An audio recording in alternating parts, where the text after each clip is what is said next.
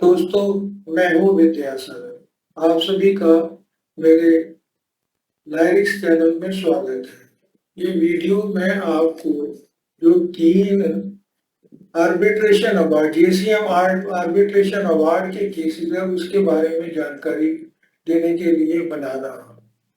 मेरे को कई कुछ समय से संदेश आ रहे थे कि भाई ये केस जो है इसके बारे में जो है ताजा जानकारी दी जाए। जैसा कि आप जानते हैं कि हमने 3 केस फाइल करे थे और ये तीनों केसेस का बेस ये है कि भाई 2004 में जेसीएम का एक आर्बिट्रेशन अवार्ड हुआ था, जिसमें आर्बिट्रेशन बोर्ड ने ये कहा था कि भाई जो सीनियर अकाउंटेंट्स है उनको वही 1640 2900 का स्केल देना चाहिए जो असिस्टेंट्स को मिलता है। और वो अवार्ड जो है 2004 से आज तक इम्प्लीमेंट नहीं। काफी देर तक इंतजार करते रहे, जब कुछ नहीं हुआ। अब जो 2025 और 26 में जाके 3 केस डाले हैं जिसमें आप सब लोग जो है उसमें पार्टी। अब इस केस की जो ताजा स्थिति है कि ये केस पहले एक केस जो है 3 जुलाई को लगा था, दूसरा केस जो है 4 जुलाई को लगा था और तीसरा केस आज 6 जुलाई को लगा था। लेकिन क्योंकि इन सब का मुद्दा एक ही है, मेरी कोशिश थी कि ये सारे के सारे केस जो है वो क्लब करके एक ही दिन जो है इनकी डेट लगवाई थी। वो काम आज पूरा हो गया। अब ये सभी के सभी तीनों केस जो है 9 सितंबर 2026 को लगेंगे और उस दिन जो है हम तीनों केसेस के बारे में अपना पक्ष रख सकते हैं। ये तो हुई केसेस का क्लब करने की बात। अब इस केस में सबसे बड़ी मुश्किल जो सबसे पहले आई थी कि अवार्ड है 2004 का, जबकि केस फाइल हुए थे 2025 में और 2026 में। तो पहले तो जब ये केस कोर्ट में लगे तो माननीय अदालत ही चौंक गई कि भाई 21 साल के बाद आप जो है कोर्ट में आ रहे हो, 21 साल क्या करते रहे। तो उसको एक्सप्लेन करने के लिए हमने इसमें सभी 3 केसेस में एक एप्लीकेशन लगाई और उन तीनों केसेस में पूरी जानकारी दी कि भाई अगर इसमें 21 साल का टाइम बीत गया है तो इसमें गलती जो है एम्प्लॉइज की नहीं है, इसमें गलती है तो सरकार की है। सरकार 2004 से लेकर आज तक यही कह रही है कि भाई ये अवार्ड है, हम इसको इम्प्लीमेंट करने के लिए एक्शन ले रहे हैं। हम ये केस जो है पार्लियामेंट के सामने रखेंगे, या तो पार्लियामेंट की अप्रूवल से अवार्ड को रिजेक्ट कर देंगे या फिर इसको इम्प्लीमेंट कर देंगे।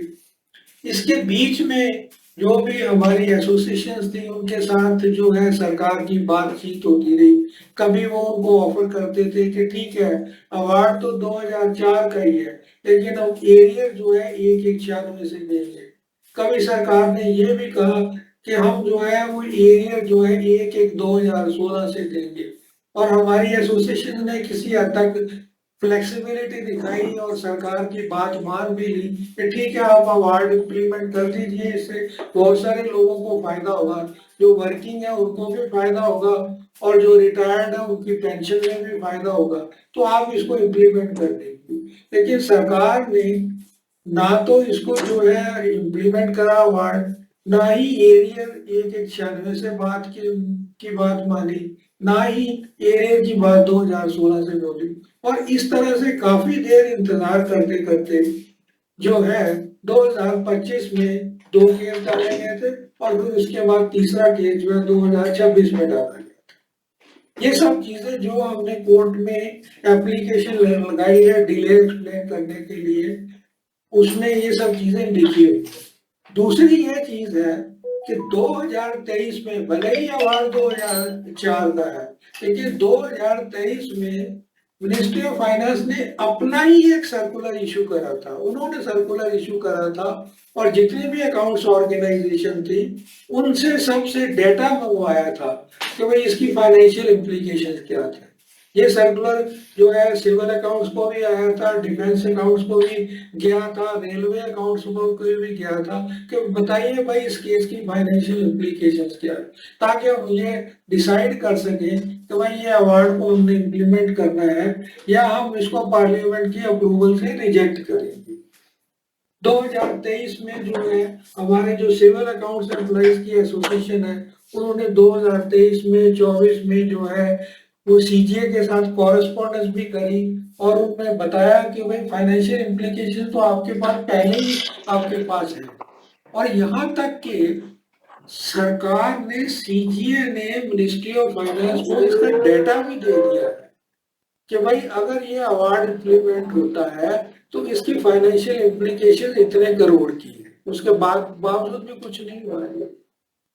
तो इसका मतलब ये है कि भले ही ये अवार्ड 2004 में हुआ था, ये इशू जो है 2023 में भी अलाइव थी, 2024 में भी अलाइव थी। उसके अलावा ये तो हुआ एसोसिएशन का काम, उसके अलावा 2025 में मैंने एक आरटीआई एप्लीकेशन अपने लेवल पर लगाई थी और मुझे अक्टूबर 2025 में उसका जवाब मिला था कि ये जो अवार्ड है अब भी पेंडिंग है।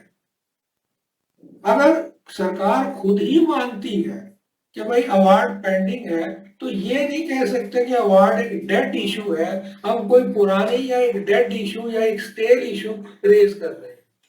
ये सब हम एक्सप्लेनेशन जो है कोर्ट में लिख के दे चुके हैं और जब 9 सितंबर को सबसे पहले सुनवाई इसी बात पर हुई, जो डिले एस्पेक्ट है, गवर्नमेंट ने अब जो अपनी रिप्लाई फाइल करी है कोर्ट में, उसमें तो उन्होंने कह दिया कि भाई ठीक है, ये अवार्ड जो है ये जो एक डेड इशू है, टाइम बार्ड इशू है, 2004 का अवार्ड है, ये लोग 2025 में जो है कोर्ट में आ रहे हैं, 21 साल जो है टाइम बार्ड केस है, ये अब जो है इसको मेरिट्स पर नहीं सुना जाएगा।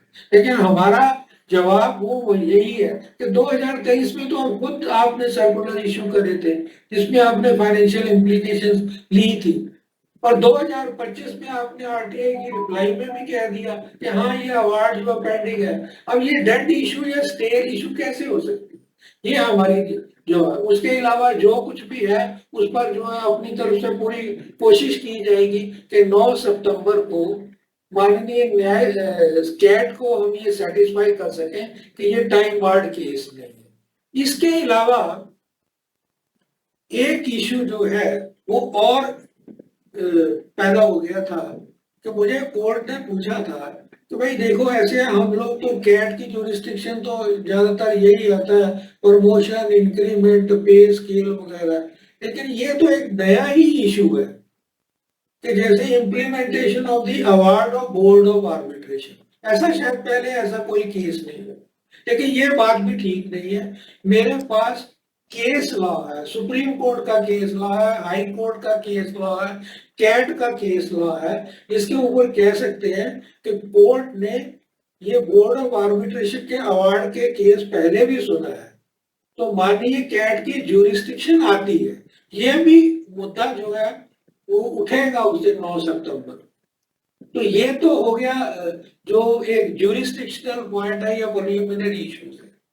इसके अलावा सपोज मान लो कि हम ये दोनों इश्यू जो है, ये दोनों बाधाएं जो है क्रॉस कर लेते हैं, तो उसके बाद एक इशू और होगा कि जब पार्लियामेंट को पावर है कि भाई वो चाहे तो अवार्ड रिजेक्ट कर सकती है, तो फिर अगर सरकार इसको रिजेक्ट भी करवा सकती है अवार्ड। लेकिन हमने जो अपने केस में इस पॉइंट को भी चैलेंज करा है कि ये जो अवार्ड है ये एक तरफा अवार्ड नहीं है। जब जेसीएम की स्कीम में दोनों पार्टी ने, सरकार ने और एम्प्लॉइज की जो एसोसिएशन है, उन्होंने मिल के इस चीज पर सहमति जाहिर करी थी कि भाई ये इशू जो है वो हम बोर्ड ऑफ आर्बिट्रेशन को रेफर कर रहे थे। जो चीज सहमति से डिसाइड हुई है और वो जो सहमति से जो है वो एम्प्लॉइज के फेवर में डिसाइड हो गई है, तो अब सरकार इससे भाग नहीं सकती। वो ये नहीं कहते नहीं नहीं नहीं हम नहीं मानेंगे ये बात, क्योंकि इसमें तो बहुत सारे पैसे का खर्चा बहुत है, हम नहीं मानेंगे। तो हमने उसमें para 9 of the JCM scheme का को भी चैलेंज कर दिया है। हमने उसमें ये लिखा है कि सरकार अब इसको पार्लियामेंट की अप्रूवल से भी रिजेक्ट नहीं कर सकती, और वो भी 21 साल के बाद। अगर मान लो 2004 या 2005 में उसको रिजेक्ट करवा देते तो अलग बात है, लेकिन 21 साल आप अवार्ड पेंडिंग रखते हो, फिर आप जो है सभी डिपार्टमेंट से जो है फाइनेंशियल इम्प्लीकेशन के लिए इंफॉर्मेशन मांगते हो। इंफॉर्मेशन मांग के 21 साल के बाद जो है आप कहते हो कि अभी हमारी ये तो हमारी अपनी इच्छा है कि हम इसको इम्प्लीमेंट करें या हम इसको पार्लियामेंट से अप्रूवल से रिजेक्ट करें। और तीसरी बात यह है कि पार्लियामेंट की अप्रूवल से रिजेक्ट करना भी इतना आसान काम नहीं है। सरकार को बताना पड़ेगा कि भाई क्या वजह है। जब एक बार जो एक अवार्ड जो है वो सबकी सहमति से आया है, जैसे आप जानते हो कि कमर्शियल मैटर्स होते हैं उसमें भी आर्बिट्रेशन होती है। जैसे कोई किसी के लेन देन का, बिजनेस का लेन देन है, उसमें एक तो तरीका होता है कि आप कोर्ट में जाओ, दूसरा तरीका होता है बोर्ड उसमें आर्बिट्रेशन में जाओ। तो वहां जो आर्बिट्रेशन होती है, वो आर्बिट्रेशन जो एक बार आर्बिट्रेटर जो डिसाइड करता है वो दोनों पार्टीज पर बाइंडिंग होता है। ये एक पार्टी ये नहीं कह सकती कि ये तो अवार्ड मेरे अगेंस्ट है तो मैं तो नहीं मानूंगा। तो कहने का मतलब जो अवार्ड सहमति से दिया जाता है उससे भाग नहीं सकते। तो मेरे हिसाब से जो मेरा अपना मानना है, इस केस में भी सरकार ये नहीं कह सकती कि नहीं जी इसमें तो पैसे बहुत खर्चा बहुत होता है इसलिए जो हम ये अवार्ड नहीं मान सकते। तो हमने पैरा 9 को चैलेंज कर दिया कि ये जो लीगली वैलिड है, सरकार के पास पावर ही नहीं है कि इसको जो है कि इवन पार्लियामेंट से रिजेक्ट करवा ले। ये हमने पॉइंट लिया हुआ है, और वो भी 21 साल के बाद जो। अब इसको इसी तरह से मैंने इंडस्ट्रियल डिस्प्यूट्स एक्ट में भी कुछ प्रोविजन थी उसको भी कोट करा हमने अपने केस में, कि उस केस में भी ये जो एक आर्बिट्रेशन की स्कीम है ये सिर्फ सेंट्रल गवर्नमेंट एम्प्लॉइज के लिए नहीं होती है। इवन इंडस्ट्रियल डिस्प्यूट्स एक्ट में भी प्रोविजन है कि जो लेबर मैटर होते हैं उसमें भी आर्बिट्रेशन की प्रोविजन है। उस केस में भी जो है अगर कोर्ट चाहे तो वो अवार्ड जो है एनफोर्स करवा सकती है। तो इस केस में जो है माननीय कैट को जो है ये अवार्ड को एनफोर्स ही करवाना चाहिए। ये सब चीजें हैं, और ये जो है 9 तारीख को जो भी इसके बारे में फर्दर डेवलपमेंट होगी मैं आपको बताता हूँ। धन्यवाद। इसके अलावा मैं आपको एक और चीज बताता हूँ कि जो मैं आप सबको के साथ शेयर करना चाहता हूँ कि जो सरकार के साथ लिटिगेशन होती है, एक उसमें पेशेंस रखनी पड़ती है। कोई भी मामला 1 महीने में, 2 महीने में या 1 साल में नहीं डिसाइड होता। हमारी न्याय व्यवस्था ऐसी है इसमें सालों साल लग जाते हैं। आपको पेशेंस रखनी पड़ेगी, ये चीज जो है। दूसरी ये चीज होती है कि जब आप सरकार के अगेंस्ट लिटिगेशन शुरू करते हो तो सरकार जो है उसमें हर केस में, कोई भी केस हो, सिर्फ ये केस नहीं, हर केस में जो है सरकार अपनी तरफ से हर तरह की मुश्किलें खड़ी करती है।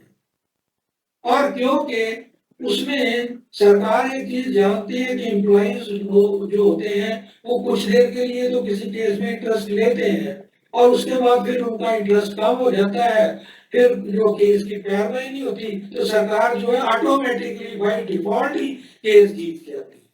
तो मेरा आपसे सबसे एक ही सुझाव है कि जब आपने ये केस शुरू करा तो पेशेंसली आप इसको वेट करिए, चाहे उसमें 1 साल लग जाए चाहे 2 साल लग जाए, पेशेंस रखना ही हमारे लिए है। तीसरी चीज जो मैं आपको बताना चाहता हूँ कि जितनी भी लिटिगेशन होती है, कोई भी केस हो, ये सब सांप सीढ़ी का खेल होता है। किसी केस में आपके फेवर में चला गया, उसके बाद जो है अगली स्टेप में जो है वो आपके अगेंस्ट चला गया, फिर उससे अगला स्टेप में फिर आपकी फेवर में चला गया। अल्टीमेट आउटकम तब पता चल जाती है जब ये केस पूरी तरह से डिसाइड हो जाता है। तो अल्टीमेटली कुल मिला के मैं आपको यही आग्रह करना चाहता हूँ तो मैं जो भी इसमें मैं जो है आप सब लोग पेशेंस रखिए, मेरे साथ जुड़े रहिए, मैं आपको टाइम टाइम पर जानकारी देता रहूंगा। लेकिन हम सबको जो है इस केस के लिए जो है अपनी तरफ से पूरी कोशिश करनी है। धन्यवाद।